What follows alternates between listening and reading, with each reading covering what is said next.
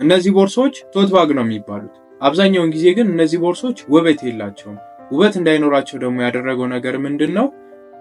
ቦርሳ ለመባል የሚያስፈልገውን መስፈርት ስላላሟሉ ነው። የሚያስፈልጋቸው መስፈርት ደግሞ ምንድነው? አንድ ቦርሳ ጋሴት ሊኖረው ይገባል። ጋሴት ማለት ጎን ማለት ነው። ጎን በግራም በቀኝም ያለው ጎን እንለዋለን።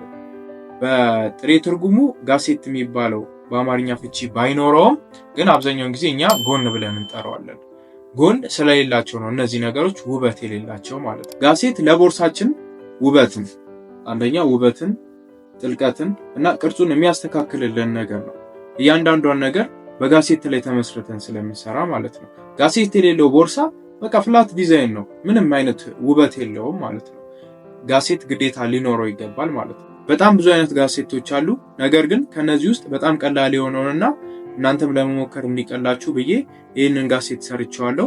ቲ ጋሴት ይባላል። ይሄ ጋሴት በጣም ቀላል ነው። ከዚህ ወደዚህ ስትወዱ ወደዚህ ያለው ቲ ቅርጽ ስለሚሰራ ነው ቲ ጋሴት የተባለው። ይሄን ለመስራት ቀላል ነው። በዚህ ቪዲዮ ከመጀመሪያው እስከ መጨረሻው ድረስ እንዴት እንደሚሰራ ሙሉ ቪዲዮ አለው። እሱም ሙሉን ቪዲዮ ተከታተሉ።